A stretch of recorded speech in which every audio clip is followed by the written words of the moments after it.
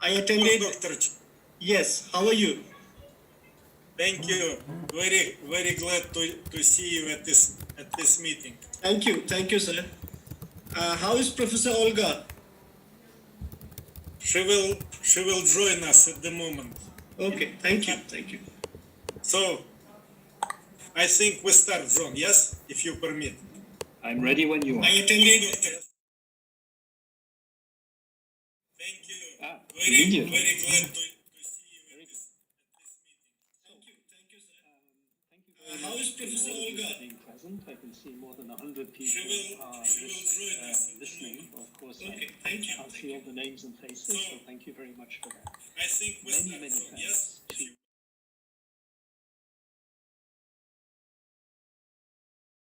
thanks to Yuri Sayamov, the holder of the chair, to Professor Ilin, the Dean of the Faculty, for making this lecture possible, for inviting me to give you some thoughts, obviously from a UNESCO perspective, but also many of them from my own personal perspective as a social scientist working for UNESCO, on where we stand in 2020 in light of 75 years of history of UNESCO and the UN system, and the conjuncture in which we find ourselves as people devoted to thinking about the state of the world and acting through certain institutional mechanisms in order to produce certain results within the world defined by this state.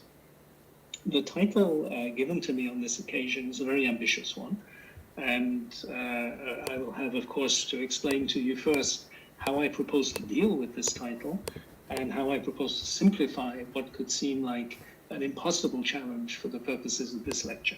75 years of UNESCO and global transformations for the future of humankind. If I were to actually deliver a lecture that fully lives up to this title, it would probably look like not just a lecture, but a whole year of lectures by Hegel with a level of ambition at least as great as in the closing lecture series on the state, which marks the pinnacle, or at least the final summit of Hegel's career. Clearly, I'm not going to claim to be Hegel. I'm not going to try to be Hegel. I'm going to simplify the question.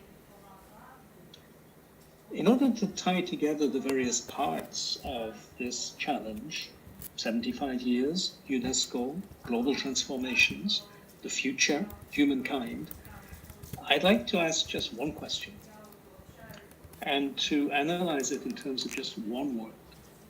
This is a simplification, of course, but I hope you will find it a useful simplification. The question is one that is often not asked because it's seen as a very negative or defeatist question, the kind of question that, once you ask it, opens unhelpful angles. It is the question, seen from a UNESCO perspective, if UNESCO did not exist, should we create UNESCO? The reason why people are often reluctant to ask such a question is that there is a risk that once you ask it, some people at least might answer no, so that you might seem to be, as one says in English, soaring through the branch you're sitting on. I don't know if you can imagine that image. I don't know if it exists in all languages, but certainly if you're sitting on the branch of a tree, you should be very careful about cutting through that branch, since you're likely to put yourself in peril by doing so. At the same time, I am convinced that the answer to the question is basically yes. And that's why it's worth asking. Because to affirm the value of something by saying that even if it didn't already exist, it would need to be created is actually a more positive, ambitious way of stating the task, the challenge, the value of that organization, than by simply affirming that because it exists, we should keep it. Not everything that exists deserves to be kept.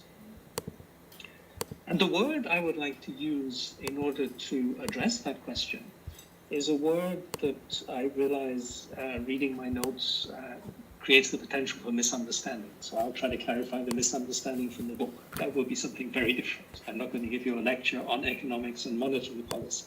The word rubble with two B's. Rubble referring to what's left after a building collapses. Rubble is stones lying on the ground. les décombres, or les gravats in French, and I won't pretend to translate it into other languages. Let me explain why this word rubble is important in this context. It is very common to say, and I've said it myself, and I think I remember saying it in a previous lecture in one of the most schools we have organized in Moscow, that UNESCO was built on the rubble of the Second World War. And this is a phrase which is both absolutely true and in some ways slightly misleading. If we take the metaphor a bit more seriously, if we look into the details of what it means, we will perhaps understand better what our tasks today might be. In other words, what kinds of rubble we are confronted with or might be confronted with in the world we are in 2020. First point of clarification. I'm not a civil engineer, I'm not an architect, but still, I do know that we don't build on rubble. If you did try to build something on rubble, you would end up with something not very stable, not very sustainable. When faced with rubble, the first task is always to clear it, to make space for something, either empty space to be kept as such, or a new building. Let me take a very practical example. UNESCO has been much engaged in rubble in recent years.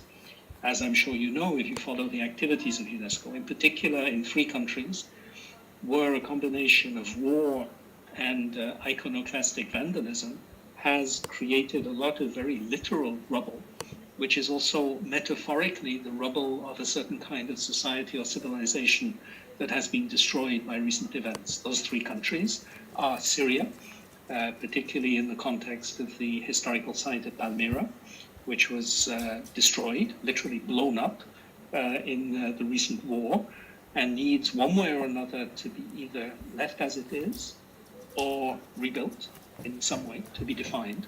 And there are a lot of very complicated discussions, both technical and cultural, about what it would mean to restore a site that was in ruins. What state should Palmyra be restored to? Some years ago, the same question arose with respect to Afghanistan, to the Buddha statues of Banya, which again had been blown up by high explosives in the context of the civil war in Afghanistan. And this decision was made to rebuild them using, as far as possible, fragments of the original statues. But of course, the rebuilt statues are not the original. They are unquestionably rebuilt. And they were rebuilt for a reason. I'll come back to this in a moment. And perhaps most importantly, in the present time for UNESCO, we are engaged, it's a headline project to which the Director General is very strongly committed, in rebuilding what's known as the spirit of Mosul. Mosul, the city in Iraq, which has been severely damaged by the war over recent years, and which, as a strongly multicultural, multilingual, multi-faith city with thousands of years of history of cohabitation between different civilizations, has a spirit of peaceful coexistence and intellectual exchange, which deserves to be reestablished. And one of the key tasks in this respect is what to do with the largest and most famous mosque in Mosul, which is the Al-Nuri Mosque, which was severely damaged in the course of the wars of the past decade, of the past maybe 2 decades now, in Iraq. The task of clearing the rubble has just been completed at the end of 2019.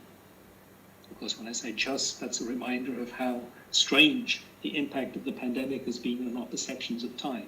The end of 2019 was actually quite a few months ago, but still, it appears very recent in light of the pandemic parenthesis. Clearing the rubble being the condition for actually rebuilding the mosque, with, as in Palmyra, but in somewhat different ways, some very interesting questions as to what exactly to rebuild. The mosque, before it was destroyed, was a mixture of architectural elements added over the centuries by many builders and architects, some of great cultural value, some of perhaps less cultural value. And the question whether you rebuild as it was in, say, 2010 or 2000, or whether you rebuild as it was in 1900 or in 1850, is not a trivial question. So clearing the rubble is the first task, identifying something as rubble and making space for the creation of something new, which might or might not resemble what was there previously.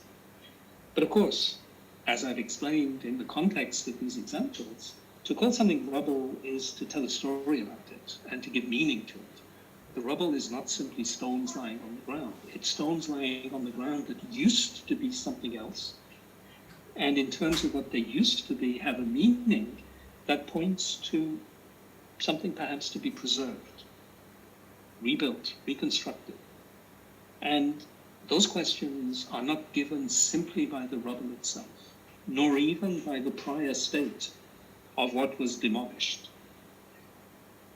They are given by certain other features of how we ascribe meaning to situations, not just the physical embodiments of those situations, but also the cultural settings within which the physical environment finds its space.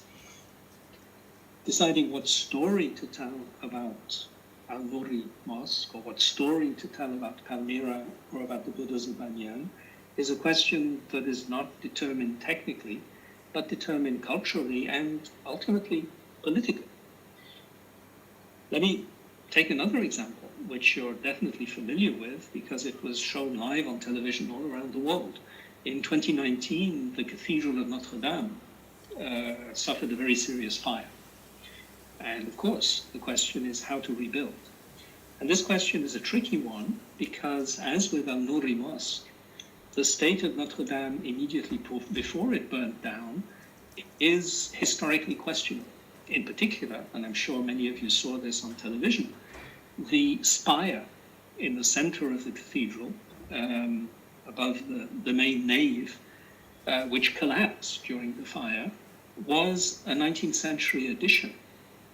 It was not part of the historical building. It's not medieval. It was built in the 1840s by the somewhat eccentric neo-Gothic architect Viollet-le-Duc, who thought it would make a great addition to a medieval building that he was passionate about and that many people at the time were not hugely interested in. So do you rebuild the spire or not? Do you re-establish Notre Dame as it was immediately before the fire? Or rather, sorry, I just asked for 1 second of your time. I'll be back in 1 second. There's a local.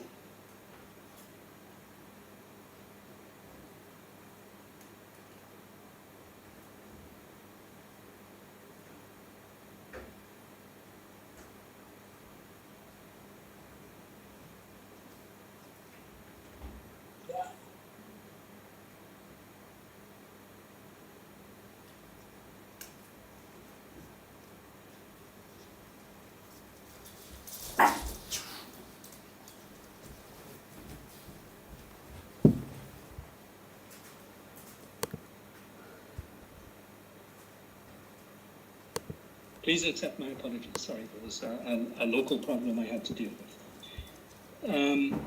So, how do you rebuild Notre Dame? And the question how to rebuild is, of course, again, not a technical question. You can rebuild exactly what was present in, say, February 2019, or make the choice to do something else in a different way. In other words, depending on the meaning ascribed to the rubble, you can rebuild or precisely not rebuild. And of course, in the case of UNESCO, in the case of the rubble of 1945, the decision was not to rebuild what had been destroyed, but precisely to clear away the rubble and rebuild something different. And in many cases, that is the task with which we are confronted, and it resembles in many ways the task that we need to deal with now. The rubble of 1945 is well known, and I think its meaning can be summarized very simply from two key phrases in UNESCO's constitution. The two key phrases are the defenses of peace in the minds of men, what it was desired to build, and not something that pre-existed, but something that needed to be built anew in the time, and the intellectual and moral solidarity of humankind, from the constitution.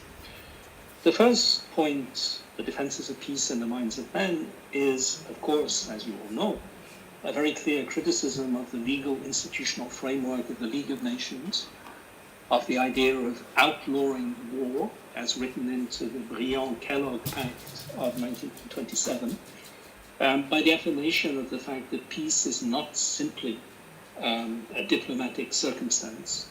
It's not the mere suspension of hostilities, something that Hobbes already said very clearly in the Leviathan in 1651. It is, as Hobbes puts it, not mere absence of fighting, but the absence of the known disposition thereto. The disposition to fight, which Hobbes regards as the state of war in the Leviathan, is precisely what UNESCO's constitution defines as the opposite of the defenses of peace in the minds of men. The Westphalian order, which in some ways Hobbes was one of the first theorists of, contemporaneously with its emergence. The treaties of Westphalia were signed in 1648, 1649, and Leviathan was published in its first edition in 1651, were an attempt to create the conditions of peace as a structural condition based on certain principles governing the relations between states. It had become clear by the time of the First World War that those arrangements between states were not sufficient to create the conditions for peace if the known disposition to fight in the minds of men was not itself addressed. The League of Nations tried and failed to do that. The world system created in 1945 was designed to address in a new way, not simply through diplomatic balance, but also through education, science and culture, and international cooperation in the realm of trade and of health, and of labor regulations and many other things. UNESCO is just one part of a much bigger UN system to try to create the conditions where peace could be more than mere suspension of hostilities.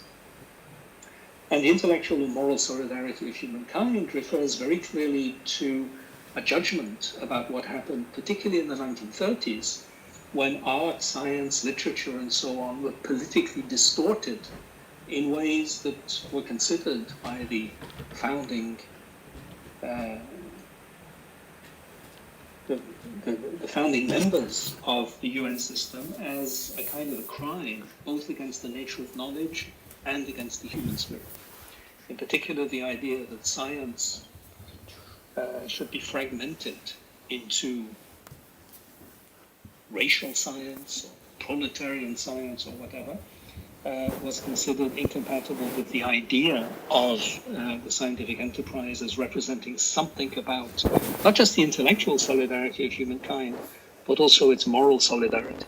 So that the efforts undertaken in the 40s and early 50s to rebuild the institutions of international scientific cooperation were efforts not just to create a basis for science diplomacy, but also to propound, popularize, and make visible a vision of the nature of science that relates to the moral solidarity of humankind.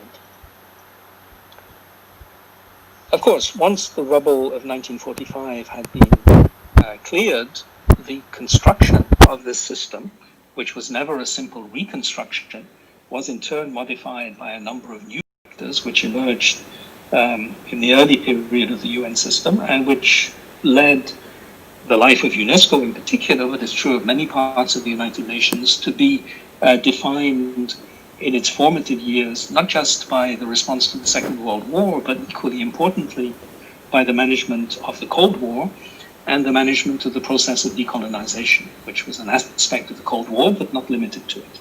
And in many ways, the whole life of UNESCO, from its birth until the first major structural crisis of the organization in 1984, was defined by the Cold War and decolonization as structural processes transforming global geopolitics, but also fundamentally transforming the geography of the defenses of peace in the minds of men, and the geography of the intellectual and moral solidarity of humankind. Hence the historical investment of UNESCO on questions such as racism, for instance, with the two major conferences of 1952 and 1967, which in many ways represent the pinnacles of UNESCO's influence on agendas in the social and human sciences since the creation of the organization. Clearly, the parameters of UNESCO's birth and history no longer apply in the same way or in the same form. That doesn't mean they're no longer relevant, but it does mean that if they are relevant, their relevance has to be defined by reference to circumstances that prevail now, not simply by the successful achievement of certain missions defined in 1945, or by the continuing importance at an abstract level of the values of defending peace in the minds of men, or promoting the intellectual and moral solidarity of humankind. After all, even if you subscribe to both of those values, and there are very strong reasons to do so, maybe the mechanisms for realizing them need to be very different in a world that has different structural parameters than those of 1945 or even those of, say, 1975. This is a legitimate discussion. It's a constant discussion, obviously, both within the Secretariat and in the governing bodies of the organization. The notion of rubble is helpful, I think, in sharpening that question about the circumstances within which we find ourselves today. What is the rubble with which we are confronted in 2020? Which means basically three questions, the three I asked earlier, to which I will add a fourth, which in some ways is the most troubling. The first question, what is now destroyed and needs to be cleared to make space for the future? This was probably pretty obvious in 1945. It's maybe less obvious today. Still, we have to ask the question, are there things that need to be cleared away to make space? Secondly, what does that rubble mean? Once we've identified it as rubble and defined it as something to be cleared to make space for new building operations, what meaning do we give to what we have cleared away? That includes the very technical question, which architects and civil engineers ask regularly, how much of the rubble can we use for the rebuilding? As you know, post-imperial Rome was very largely built from the rubble of imperial Rome, in ways that archaeologists continue to make interesting discoveries about. And of course, if you were living in Rome in the Middle Ages, then it was very tempting to use the vast reservoirs of stone in the ancient buildings to build whatever you needed to build in your own time. This recycling of physical materials is part of the life of a city for very obvious reasons. And in some ways it anticipates the idea of a circular economy, which many people put at the heart of the kind of environmental approach that we need today. Of course, it also means that old things get destroyed, but maybe sometimes old things do need to be destroyed to make space for the new. But some rubble doesn't get reused, maybe because it's toxic, maybe because it's unusable, maybe because it carries symbols that we do not wish to be associated with whatever we are trying to build today. These questions of interpretation are at the heart of any approach to rubble. We need to be civil engineers, but we also need to be archaeologists, artists, literary scholars, imaginative interpreters of the past with which we are confronted. Third, among the things that have been damaged by the passage of time and by the changes of circumstance, what do we need to preserve? Not everything that is fragile should be demolished and cleared away to make space. Sometimes when things are fragile, on the contrary, we devote resources to keeping them in their current state, perhaps even restoring them. But the decision to keep something as it is or to restore it is obviously premised on giving it some permanent value, which means a conversation on the criteria for that permanent value. It's not obvious. You can't just point at something in a technical sense and say, that will fall down if we don't restore it. Then what? Should we restore it? Depends. You can, but you don't have to. And the fourth question, perhaps the most troubling, is whether there are things we need deliberately to destroy in order to make space for the new. Do we need to make rubble and not simply identify it? Most of human history has involved, to some extent, at certain crucial junctures, which have often been called either in their own time or by later historians revolutions, deliberately destroying things, ideas, monuments, structures, institutions, in order to make space for the new. The French revolutionaries of the 1790s, as you all know very well, took this to an extreme extent in the idea that by destroying essentially everything, they would guarantee the emergence of a new world. For instance, as is well known, completely destroying all systems of measurement to make space for a new, rational, uniform system of measurement based not on human activity, but on fundamental properties of the universe. In some very interesting literature on the invention of the meter, for instance, how the meter was conceived as a concept and how the meter was standardized as a unit of measurement was a genuinely revolutionary enterprise undertaken by self-conscious revolutionaries from 1793 to 1798, and which involved, among other things, a new estimate of the circumference of the Earth, which was an astonishing and fascinating enterprise to conduct at a time of social upheaval and war. It was nonetheless done, as you know, successfully, and literally changed the world by developing, again, not just a new unit of measure, but a new understanding of what it was to measure length. And of course, similar things applied to time and to volume and to area and to other aspects of our physical measurement systems. Those four questions: what is destroyed and needs to be cleared? What does that rubble mean? What, if anything, do we need to preserve? And is there anything we should deliberately destroy to make space?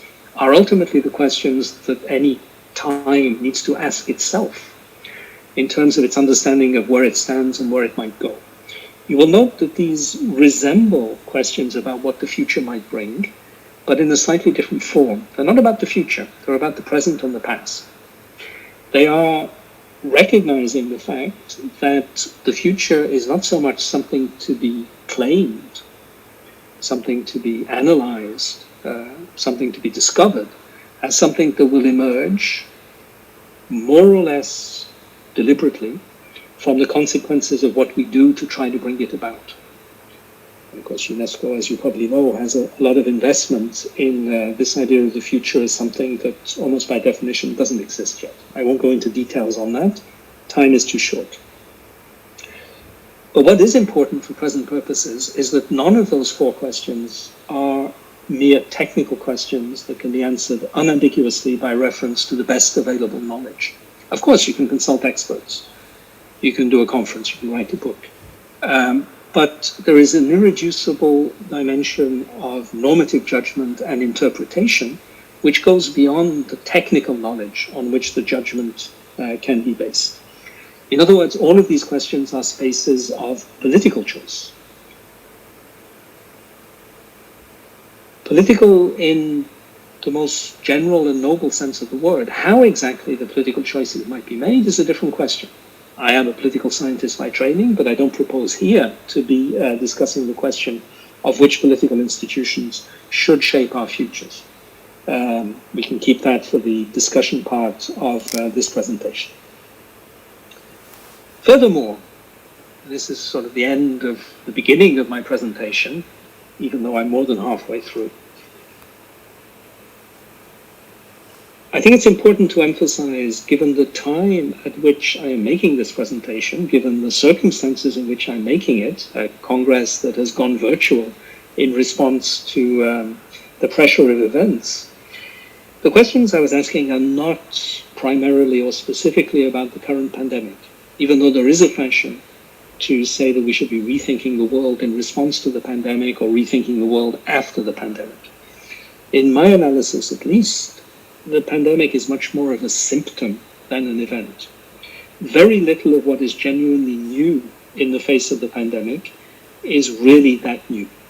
And I'm not going to give you a whole bibliographical analysis, but let me just point to some questions which are heightened and sharpened by the pandemic, but are actually not very new at all. Questions about manufactured risk.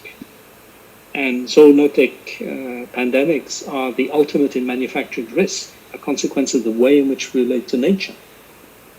Related questions about bio-environmental interfaces and the emergence of new patterns, such as viral mutations. Questions about the tendency of systemic trends, such as supply chain globalization, to undermine the conditions of their own sustainability. Questions about the tensions between abstract solidarity, which in some ways is stronger in our societies than it has ever been. Call it sentimentalism if you don't like it. But one of the striking aspects of this pandemic has been the genuine desire to make every life count, perhaps more than in any epidemic exercise that humanity has ever encountered. And at the same time, the erosion of the concrete institutions that make solidarity work within particular societies, or even more so globally. Questions about the fragmentation and diversification of life paths and identities. Questions about the control of technology. Questions about the connection between demography and social change. All of these questions are very important. All of them are relevant to how we make sense of the pandemic. None of them is new. Just taking the 1990s as a reference point, we could do a whole seminar about the thought of people like Ulrich Beck, Anthony Giddens, David Harvey, Bruno Latour, all of whom were writing 25 years ago about exactly these questions, and all of whom are relevant to mobilize, sometimes in new ways, sometimes in ways that they themselves were already very explicit about in the face of current circumstances.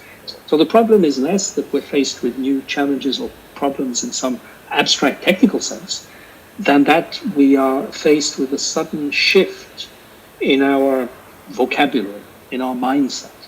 We need a new language to make sense of these questions because we are confronted with them in a way that is fundamentally different from the somewhat forward-looking, abstract, rather theoretical way in which these questions have been asked in the past. Not for the first time, of course. You could say that the events of September 2001 or the financial crisis of 2008 already brought home, embedded in tangible real life, some of the abstract tensions of the world system that had been identified years before by academic specialists. But of course the pandemic does this in a much more uniform and global and dramatized way, and also does so in a way that is very interesting, I think, for the kind of discussion we need to have here, and which, to a considerable extent, we started to have already in the event organized on Tuesday in the context of the MOST program, which is that we have a pandemic which is both an unquestioned emergency and an emergency that unfolds in slow motion. It's not like a volcano exploding or a meteorite strike, tsunami, something that unfolds over a few hours and then leaves the consequences to be dealt with as best we can. This is something unfolding over months, not years, unlike climate change, months, long enough for us to be forced to think about it as it is happening, and short enough for it to be a genuine, unquestionable emergency. That's rather unusual, and it creates a time of thinking that is potentially very productive. Again, not because the pandemic itself raises radically new questions, but because it embeds in everyday life. It makes urgent questions that previously might have seemed somewhat abstract and theoretical. So, with a view not so much to concluding as to kickstarting some discussion, let me give you some very indicative answers to my 4 questions. What do we need to clear away? What is rubble? What is dead and needs to be buried? And I think the answer to this is mainly in the area of ideas. And this is troubling for the UN system, because it goes to the heart of what we think our current identity is. What is dead and needs to be buried is the post-Washington consensus. As it emerged after the first phase of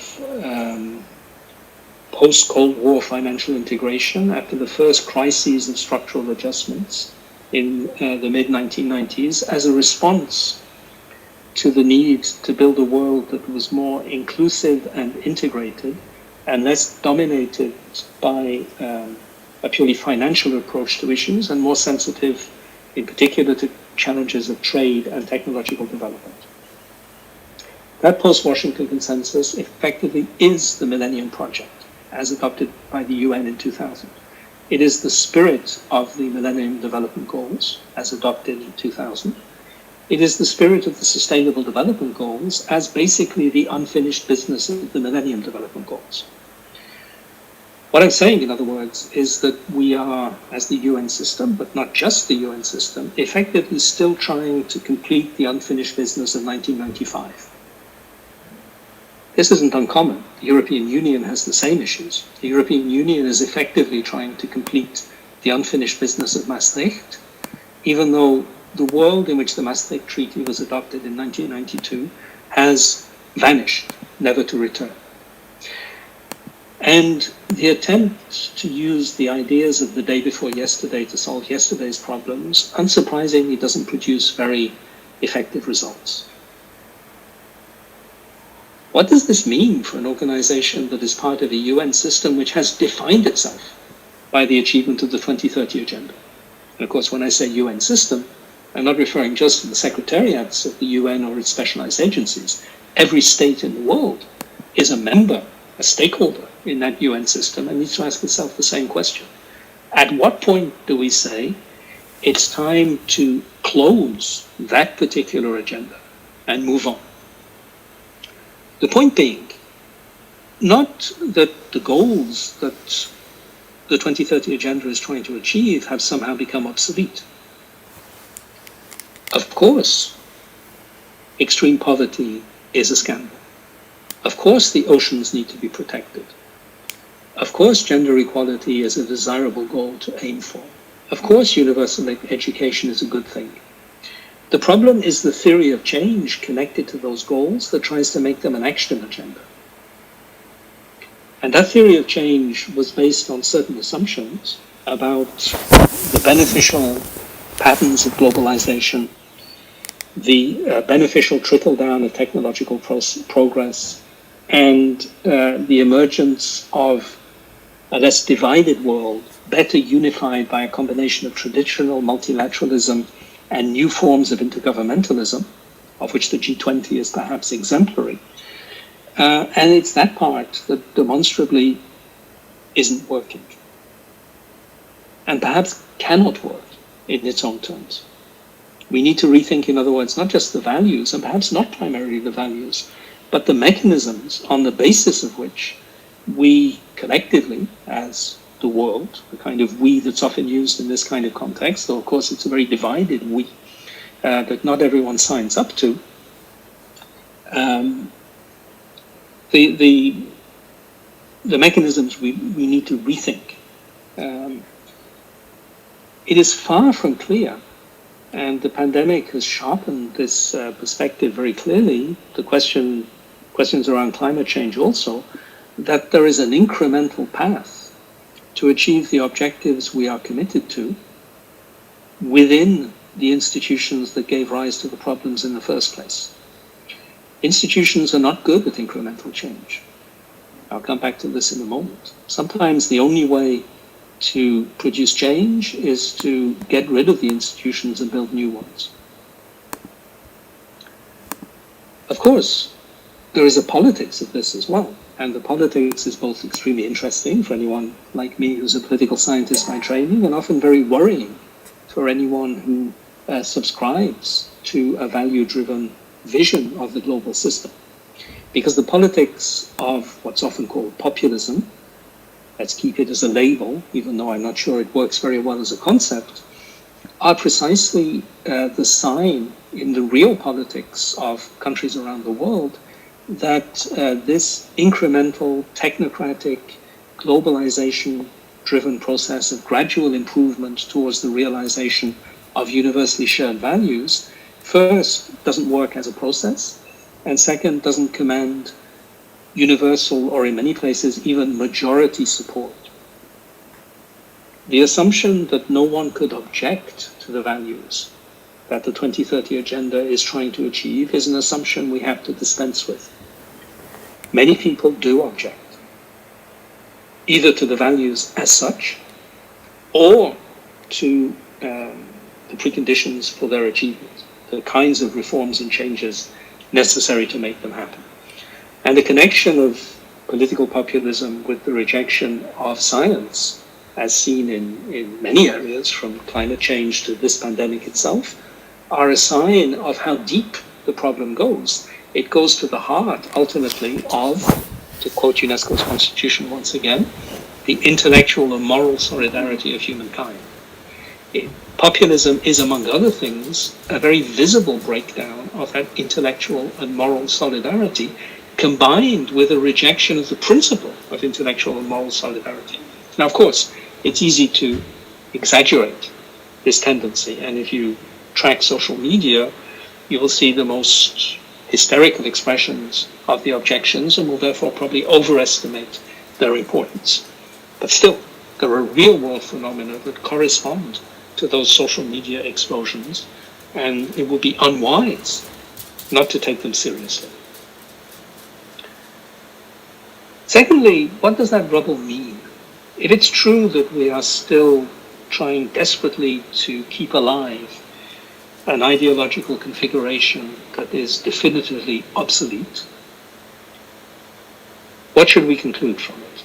And I think a simple way of putting it is in terms, and here this comes directly from our discussion on Tuesday, which made me think very productively, so thank you for the opportunity to do so, from the combination of three big ideas from the 1990s that were enormously influential in that time, particularly among people who read only the summaries, not the books.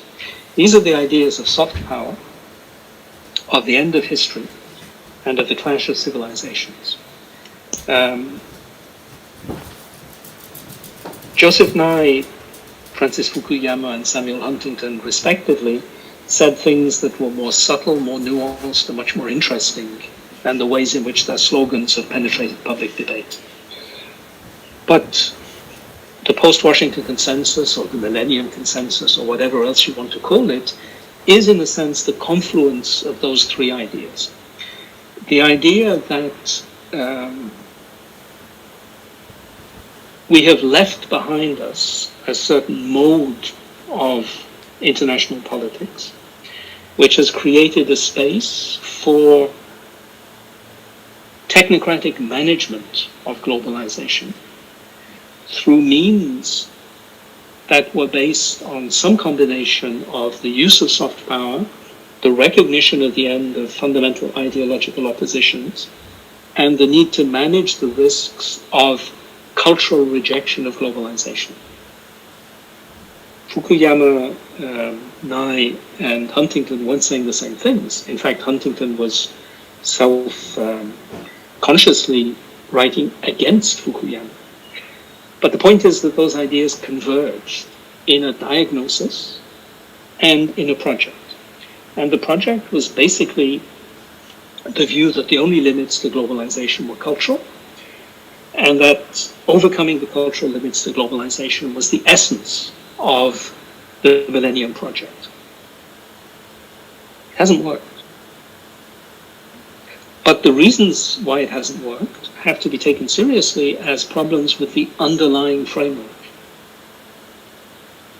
The simplistic understanding of technology as something that would simply unfold and produce benefits, as if technology didn't raise questions about its relation to human values, to the social organization of employment, to control and distribution of rent, and to geopolitical rivalries around those technologies.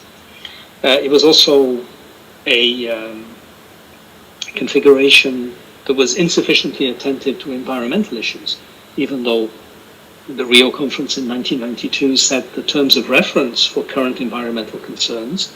It didn't really do anything about them for a very long time. And the assumption was that environmental problems would take care of themselves on condition that technology-driven globalization worked in a reasonably inclusive and progressive way. That rubble points to our blind spots, points to the need to a fundamentally new understanding of those processes, for which the pandemic offers an excellent opportunity. The pandemic has reminded us, among other things, that it was never true to regard the state as a locus of institutional authority as having been hollowed out by globalization. The state was maybe hollowed out by globalization in terms of its legitimacy, but not in terms of its action capacity.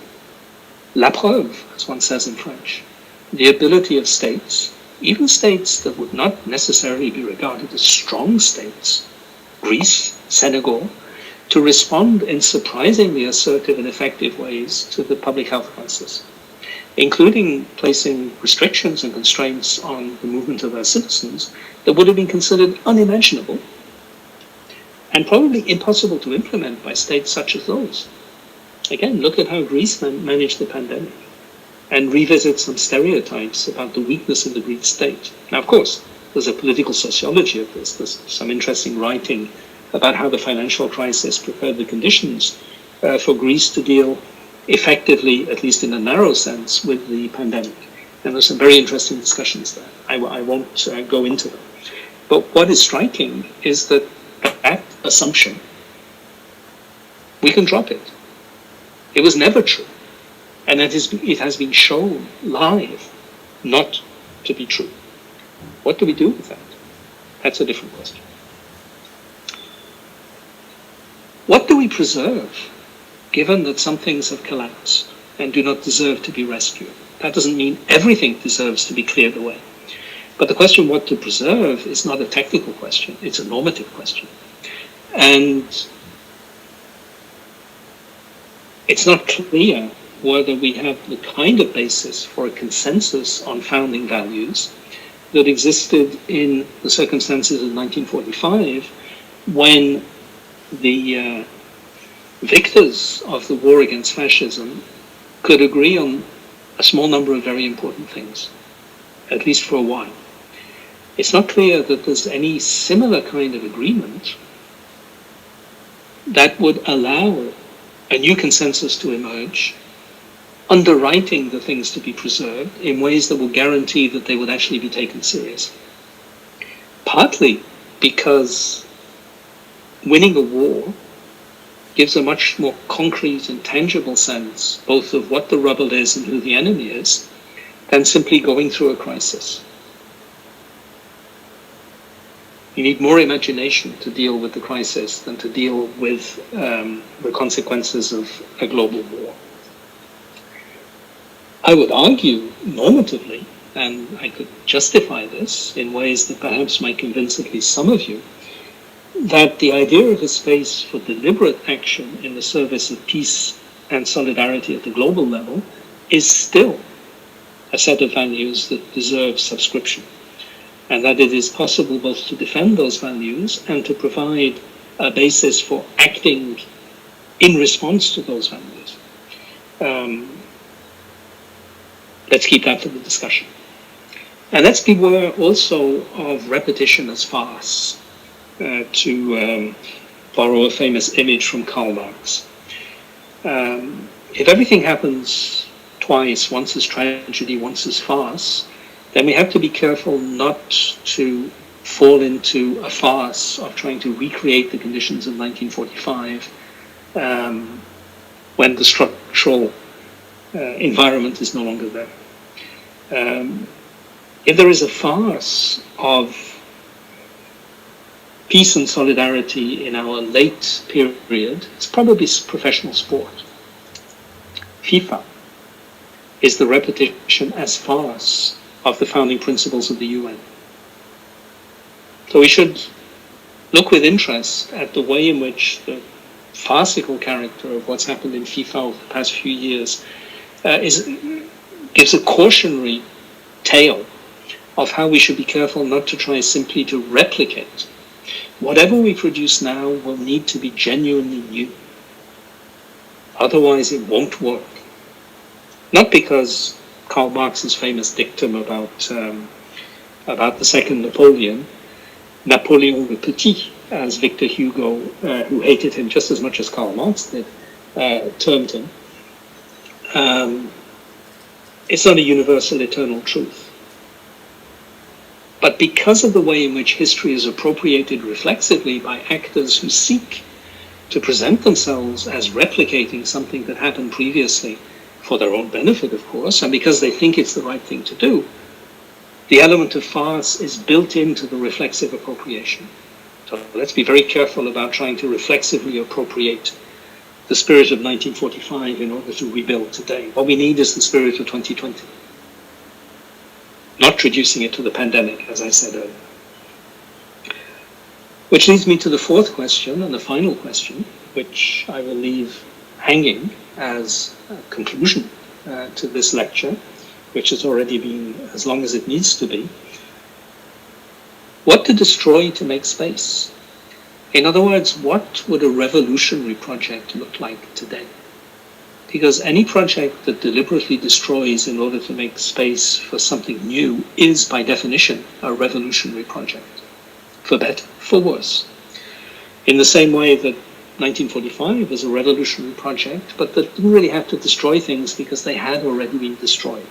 We live in a more cluttered world, a world where we're more concerned to preserve things than to destroy them, a world in which you could almost argue that there is too much.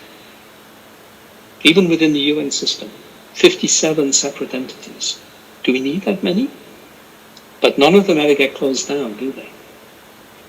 I'm not suggesting any should be closed down.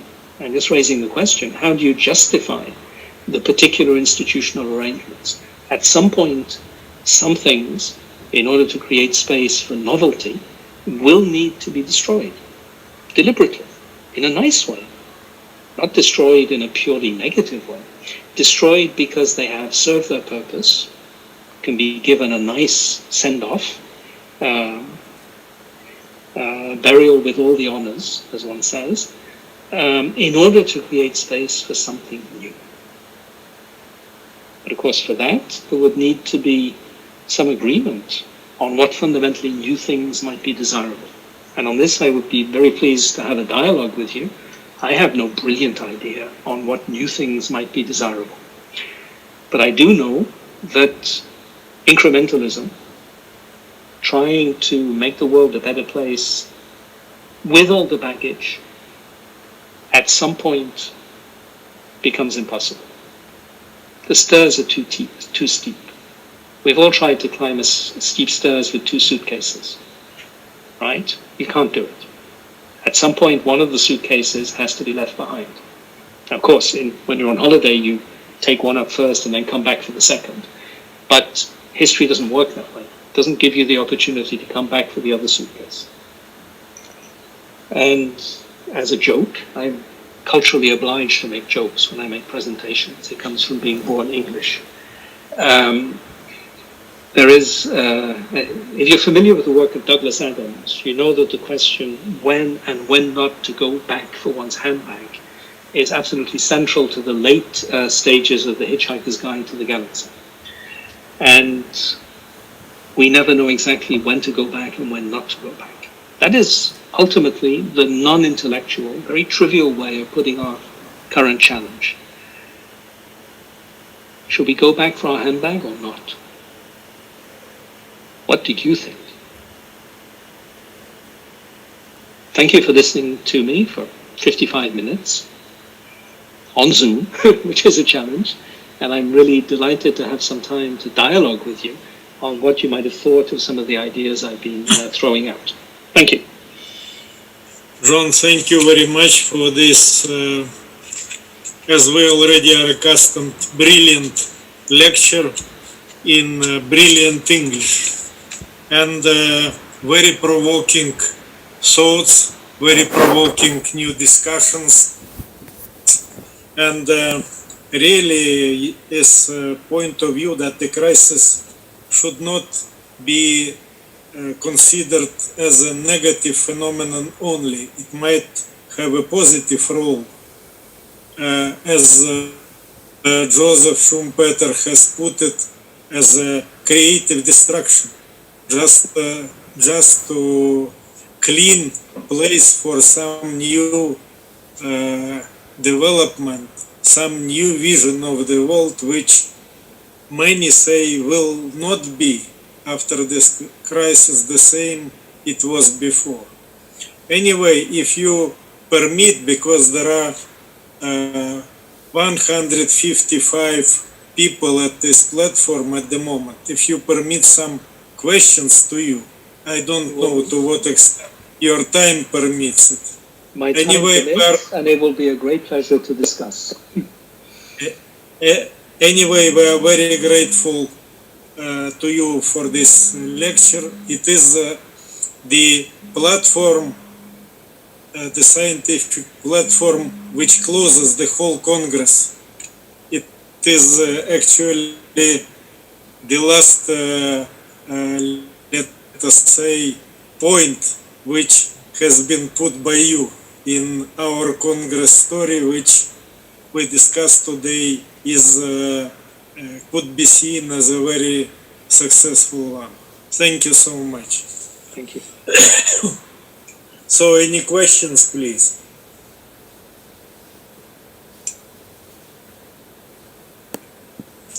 You know, you have this system of raising your hand, which is convenient. Otherwise, it's difficult to take the floor. If you're not familiar with it, if you click on participants, you will see at the bottom right of your screen, raise the hand. And I see someone's already done it. Yeah. John, I would like to thank you very much for this very interesting lecture. I don't think even that it is a lecture. This is a thinking which you have presented for us, and which, let's say, stimulate us for understanding what is the future and what we have to do for the future.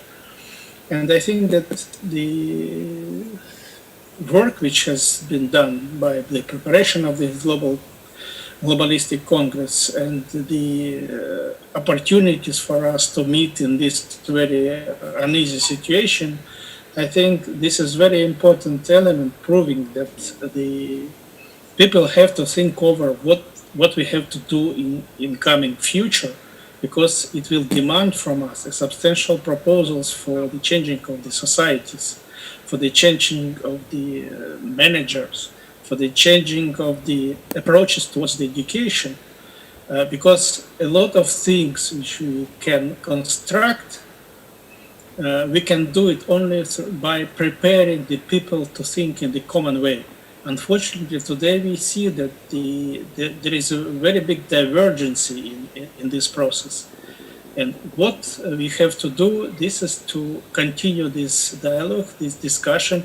And here I think that I can say correct Yuri, this is not the end of the Congress, this is just a comma in our work. And we, I think, have a summer task to think over what we have been discussing here, or to think over all the questions which have been raised.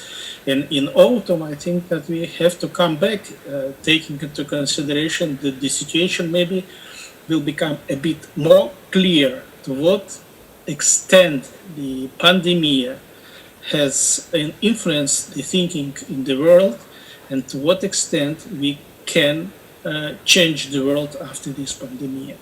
Thank you very much for your very interesting presentation.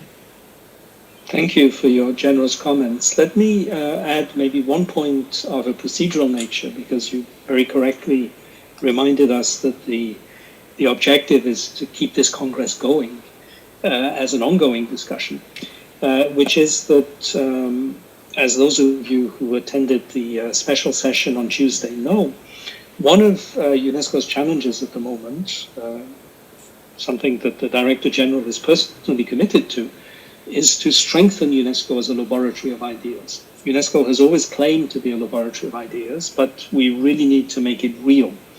in light not just of the pandemic, as I explained, but of everything that the pandemic reveals. So we are very keen to listen to you all, with your different disciplinary, geographical backgrounds, different perspectives on these issues, in order to understand first how we can make such a laboratory of ideas work, and secondly, what ideas we can put into the laboratory to try to produce what. And in that respect, I'd be delighted, as you suggest, Professor Kanishanov, to continue the dialogue towards hopefully the next milestone in October, with a view to offering some answers to both of those questions. How can we make this work, and what ideas should we be putting into it? Comments on both of those questions are very, very welcome. I think Dr. Sharma is asking for the floor. Yeah, good evening, sir. It's in India, it's around 7 p.m. Nice to meet you again. So we were together in 2017. I would like to ask one question that now we had seen that in this COVID-19 situation, though we are far apart, but because of this technology, we are all together. My question specific to you is how we will see the future of UNESCO, that it can bring more peace and prosperity in the world. Second, how we will be able to how we will be able to resolve the conflicts which is coming up because of the tensions between two superpowers. So what would be the role of UNESCO in bringing the peace between two superpowers? Thank you. Good question, not easy to answer. UNESCO is not a security agency in the geopolitical sense. There are other parts of the UN system that have that function. The idea on which UNESCO was founded, and which I think it has often performed well in respect of over the years, is the following. The geopolitical tensions are always mediated by forms of solidarity which are embedded in professional communities of various kinds. Communities of scientists, artists, writers, cultural practitioners, educational specialists. In other specialized agencies of the UN, health specialists and others. And that by creating more or less depoliticized platforms for technical specialists to meet around their technical agendas, it is possible to contribute to forms of solidarity that can trickle up, not down in this case. This is trickle up diplomacy, not trickle down economics, can trickle up into a feeling of commonality that can be shared even at geopolitical level. During the Cold War, UNESCO's role in this respect is very well known in areas such as physics, for instance. And the question is whether, first, the kinds of problems we have today are of the same nature. Secondly, whether institutions such as UNESCO are still offering valuable solutions. And third, whether those solutions are powerful enough to make a difference. And in that respect, on the second and third questions, I will make no comment now. On the first question, I would point to a possible difficulty. In 1951, when UNESCO created simultaneously the International Social Science Council and the International Council for Philosophy and Humanistic Sciences, there was a vacuum in those two areas. A complete vacuum. There was no international global mechanism for specialists in the social sciences and the humanities to meet across geopolitical barriers as specialists in whatever they happen to be specialists in. Anthropology, history, literary studies, musicology, or whatever. Creating mechanisms for meetings across geopolitical barriers proved incredibly productive, first in terms of restructuring the basis for international science cooperation. The International Science Council, which pre-existed the Second World War, had the same challenges at the same time, but it was more about reinventing an institution that already existed. UNESCO was very much involved as a partner, but didn't explicitly create a new institution at the time. In addition, there is at least some feeling, which can be backed up by some of the history, that creating those mechanisms for technical exchange also did filter up into the governmental sphere through, among other things, the role as experts within governmental structures of social scientists and humanists in ways that contributed to dialogue between states across geopolitical divisions. The question is whether that's still possible today.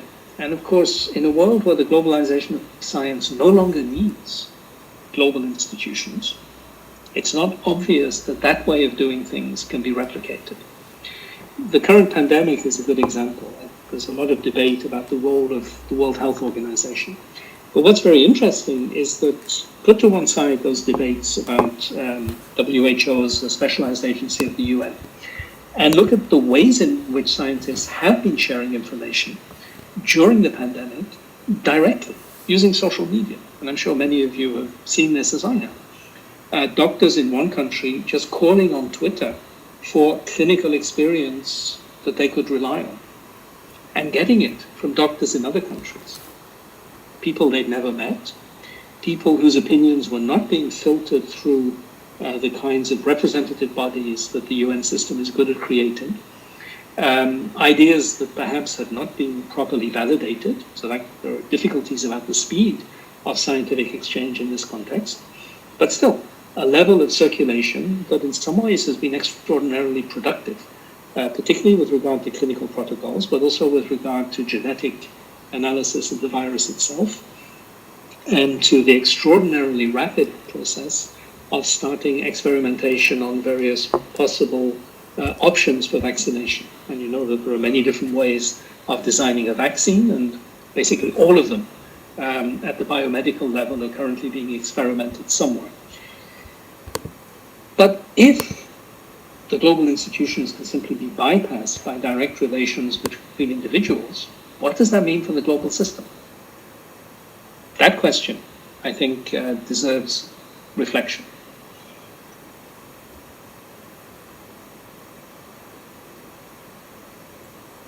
Thank you. Some more questions, please.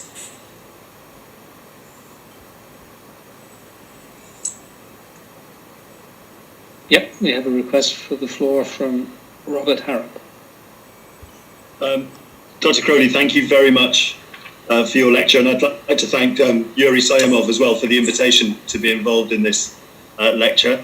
Thank you very much. My question, I was interested in your comments about the Sustainable Development Goals and how you talked about them being unpalatable for some audiences or some participants around the world. And I wondered, I realised that your 4 points give a very interesting process of looking at the rubble that we're facing at the moment.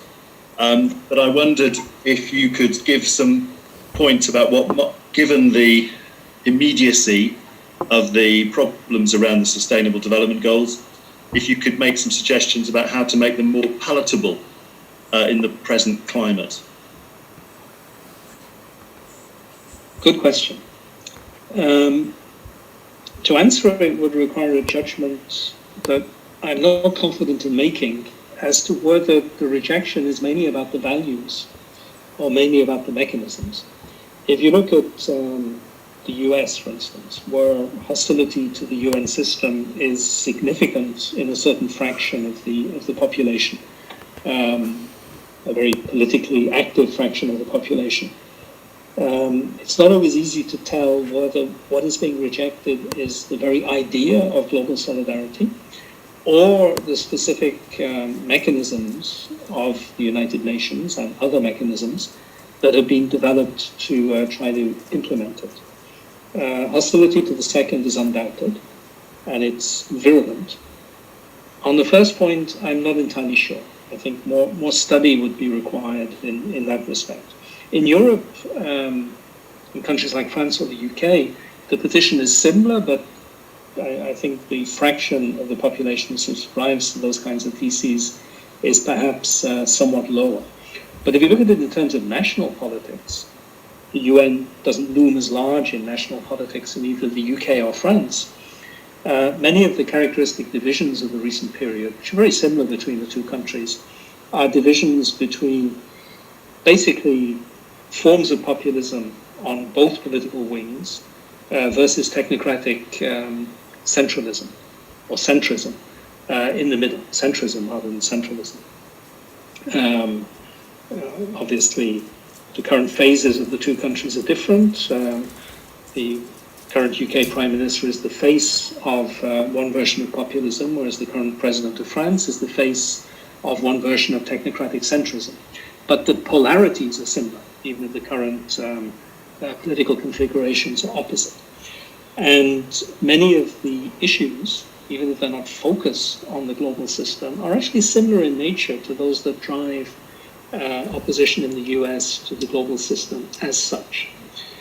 And my instinct as a political scientist, based on what data I've consulted, is that it's not just about the mechanisms, it is also about the values. And the way this has been constructed, quite successfully by political entrepreneurs in various parts of the political spectrum, is as an opposition between nationalism and globalism. This was developed by a French political scientist, and the supposed opposition between people from somewhere and people from nowhere, which was a phrase used by a politician and then worked up into a social theory. The idea that globalism is the worldview of people from nowhere, meaning nowhere in particular, people who are unrooted, people who have multiple homes, people for whom travel is an essential part of their personal identity, people who are proud of the fact that they don't feel an overriding attachment to one particular state, and people from somewhere who do feel such an overriding attraction, is ultimately what drives hostility to the idea of a global order that is defined mainly by, on the one hand, the abstract value of global solidarity, and on the other hand, a series of technocratic structures that are designed to achieve it on the basis of some idea of abstract competence. That is what's being rejected. We've had enough of experts, to use one of the characteristic slogans of the Brexit process. And my feeling, I wouldn't call it more than a feeling, but I think it is backed by quite a lot of the research that does exist, but it's not research I've done myself. I don't get the chance to do that now that I'm a UN official, is that this is a structural divide that goes deep, that is embedded in social geography, in modes of polarization, including social media-driven polarization, and that we will be living with that opposition for a long time. And it's an opposition that's not entirely new, but that goes against the grain of the modes of political polarization that were characteristic of the earlier phase of political development in Western Europe and North America up to the 1980s, which drew different lines in different places and divided groups of people in different ways. I'm aware that that's heavy on waffling around your question and low on directly answering it. I'm not sure I can do any better at this stage. But yes, I do think these tensions are real, and I do think they have consequences for the capacity of the UN system to legitimize itself through the sincere commitment of national governments, who of course have in turn to legitimize their support for the UN within their national political systems. There'll be a very interesting empirical test that will come very soon. It will come in the 2021 budget cycle. The UN system hasn't been badly hurt by the crisis so far because budgetary commitments had already been made to it, and its staff have been largely protected by their statutory conditions and by budget stability. But in 2021, when governments will need to start paying for all the money they've thrown around in 2020, and even with negative interest rates, you still have to repay the principal. the UN system will be asked to tighten its belt. The question is how much, and with what kinds of arguments. My suspicion, only suspicion, is that we'll be asked to do some pretty drastic belt tightening with arguments that will be basically anti-globalist in tone. No reason why you, the global elite, should be protected when ordinary people are suffering. And that will play very well at national level in many countries. Let's see if I'm right or wrong, and we'll know probably by about January 2021. John, I think no worry about it because you are always welcome in the Moscow University.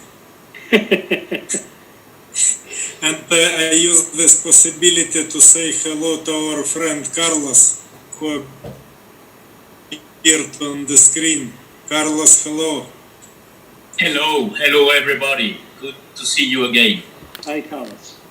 So, yeah, I arrived late to your talk. Sorry for that, John, but No, it's But I my heard- fault. I gave you the wrong time. No excuse. I don't know why I mixed the time up, but I told you 3:30 and it wasn't 3:30. no problem, because I heard enough to congratulate you for it. I mean, for your provoking thoughts, and I want to profit from the occasion. To ask a question, or maybe more make a comment around this question on the role of institutions and how, if they are good at transforming and themselves, or we have to get rid from them, which in my view is very much related to epistemology, to the way we understand, how we understand reality, and the gap between the advances that we have had in science, in many scientific disciplines, about the limitations of conventional paradigms. Classical mechanics is the best example.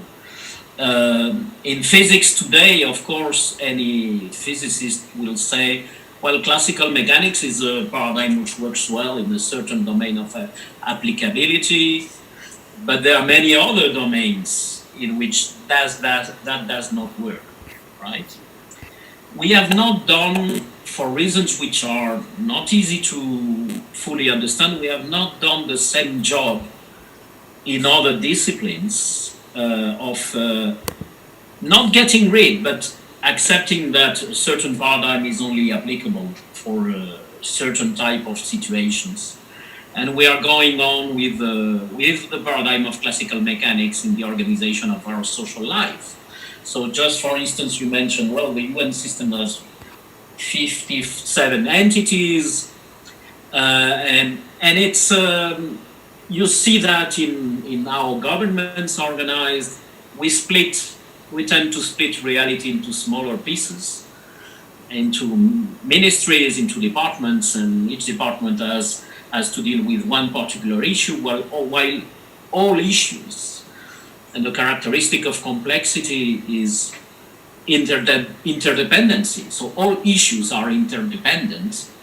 And then we have a real issue trying to deal with piecemeal solutions, while all the issues are interconnected and interdependent. But the point is that some institutions have been able to learn. We have now had more or less 70 years, at least, of systems thinking. So what I'm saying about this, about interdependency, complexity, etc., is not new at all. It has been analyzed by many thinkers since the 30s, the 40s, the 50s of past century. And many ideas have come out of that, and among them the idea that, well, institutions may evolve, complex systems may evolve, but they don't evolve the way we want them to evolve, in the domain of sustainability, in the Club of Rome, which I'm a member of, but also in the general, in the domain of sustainability, we recognize complexity. And a second later, we want a linear and pretty straightforward solution, we have all the time this paradox. Yeah, the world is complex. Let's find out a clear vision of where we want to go and a clear pathway forward to that place. Well, it doesn't work that way.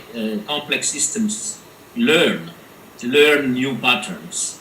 They don't change because from outside, and we are not outside, somebody from outside decides you have to change in that direction.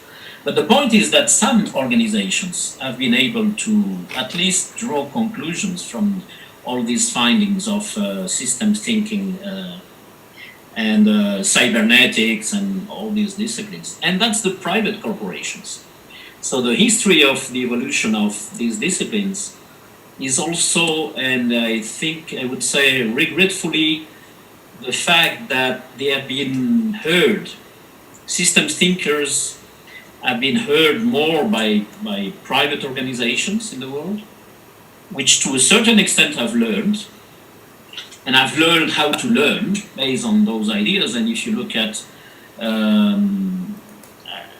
the evolution of the production of ideas in the field of complexity thinking, a lot of that has been in the field of organizational management, basically because they had more opportunities to get paid by somebody, to do their research, and that somebody was typically private organizations trying to understand how to be best in what they do by absorbing that knowledge.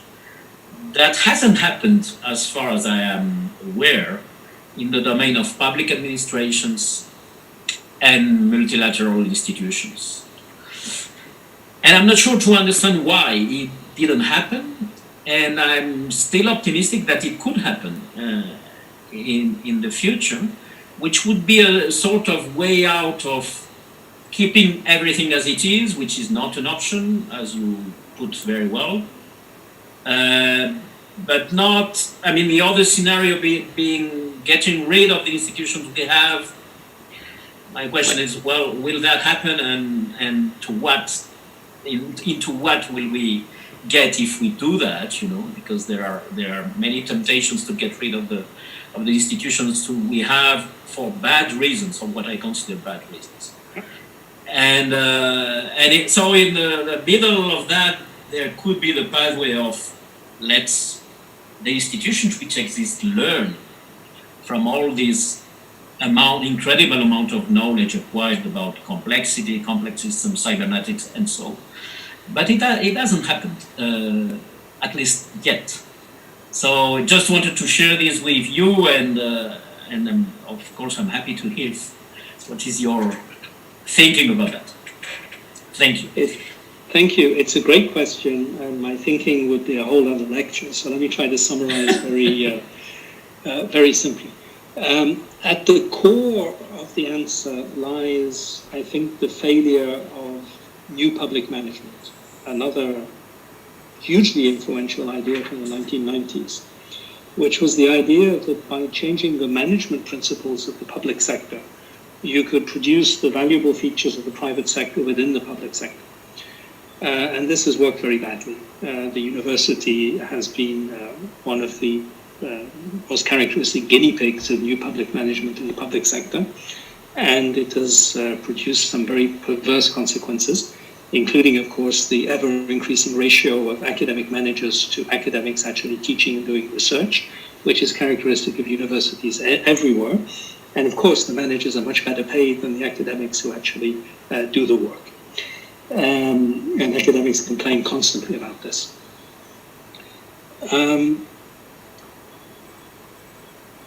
The idea that there's something called market discipline that can be introduced in the public sector and will produce the same effects in the public sector as in the private sector hasn't worked. For two reasons. First, because it hasn't been implemented sincerely. Anyone who hasn't read David Lodge's 1984 novel, Nice Work, should reread it. It's all about this. Yeah. And Lodge is a very acute commentator on these issues. For those of you who don't know the novel, it's the rather improbable love story between an industrial manager and a postmodernist feminist literary academic in Birmingham in the 1980s.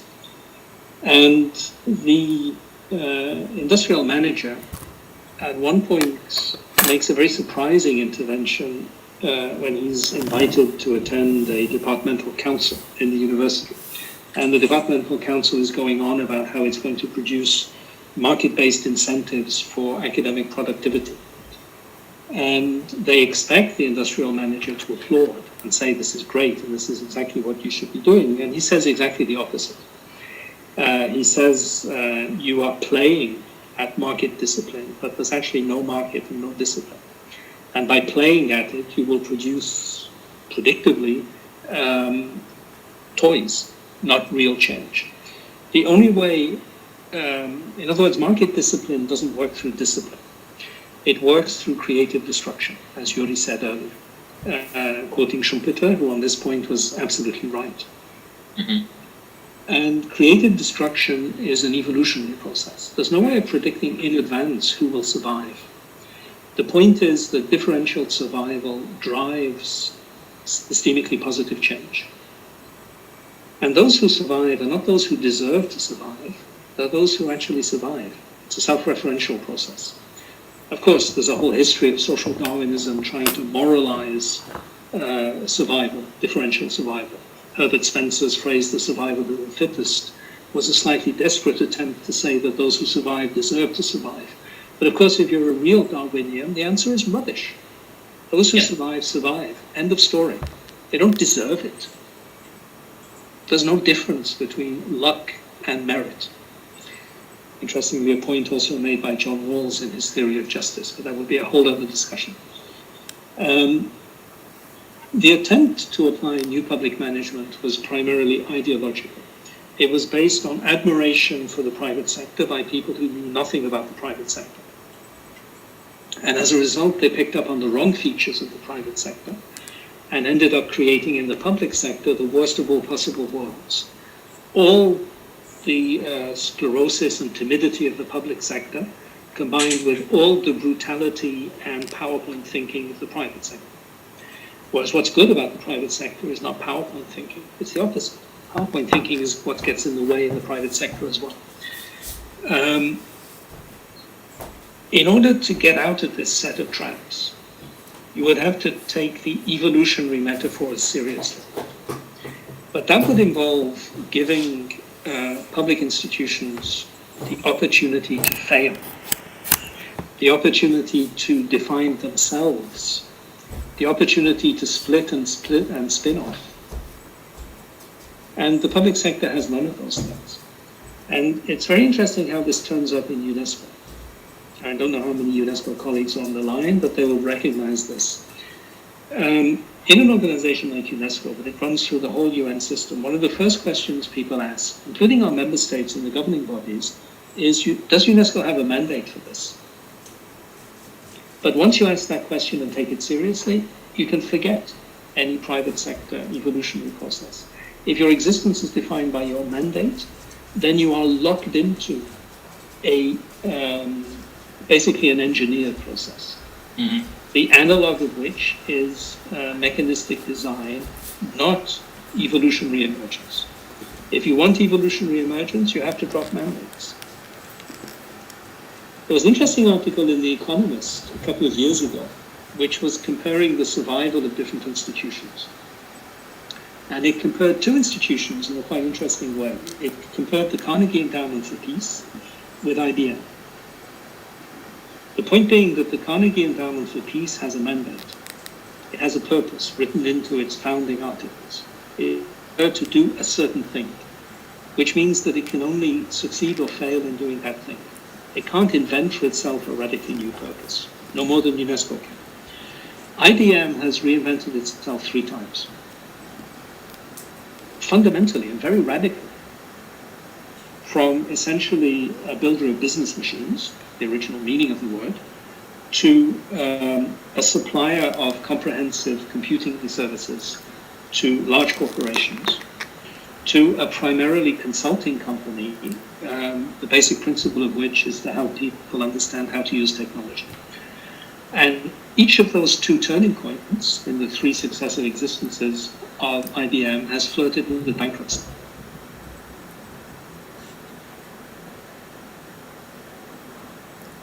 it's worth thinking about. The ability to reinvent oneself implies that you can reinvent your purpose. You can't do that in the public sector. I don't know what to conclude from that, but I do know that, like Vic, the director of Nice Work, we need to say very clearly every time we discuss the future of the public sector in the face of private sector techniques and protocols, if you do it, you have to do it seriously. Don't play at being entrepreneurial. Thank you, John. I think we already took a lot of your time, and really you have provoked with your lecture a lot of questions. It was a very, as I said already, thought-provoking material, and let us think it over a little bit during the second phase of the Congress, which will be through the summer, and maybe we shall organize under your auspices another round of discussions. Anyway, what happened today, thanks to your devotion and your agreement to give this lecture, it is, in my opinion, the first ever held global UNESCO lecture and the first ever held global UNESCO online school. And I would like to congratulate you for it. Thank you very much for it. And I would like to thank also all participants in this event, which is finalizing the summer session of the Congress, which was, as you know, in the online form.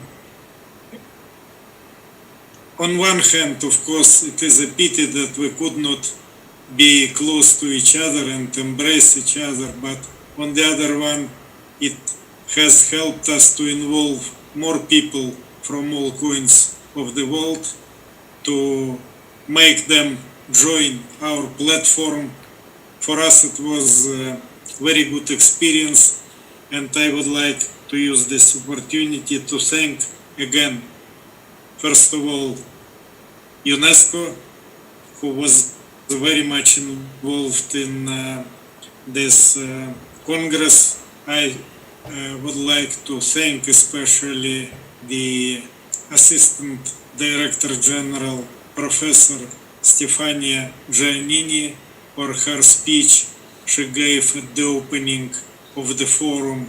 I would like to thank very much Dr. Kроули for all he did for the success this session on most and the Congress in total was. I would like to thank UNESCO Director Angela Mello, who followed our story, all the colleagues from UNESCO, and I would like to thank also the World Academy of Art and Science, its president, Dr. Gary Jacobs, other colleagues, and I would like to thank also the Club of Rome, co-president Mompella Rampele, and Carlos, who is present at the moment, for their involvement. And I think that the efforts undertaken were not in vain, because we made a very important junction. It is Moscow State University, it is UNESCO, it is Academy, it is Club of Rome. We can continue working together, composing joint projects, elaborating ideas to be included in the next midterm plan of UNESCO for 2022-2029. And in this sense, I think we have a lot to do still.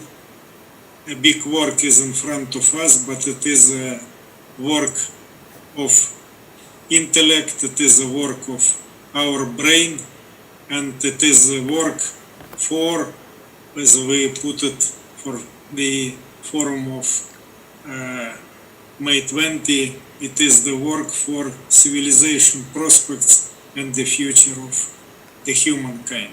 Thank you once again, everybody, and I hope we shall meet soon, be it online, be it offline, be it in Moscow, in Paris, maybe in India, I don't know, in Spain or somewhere in our big and so small and fragile world.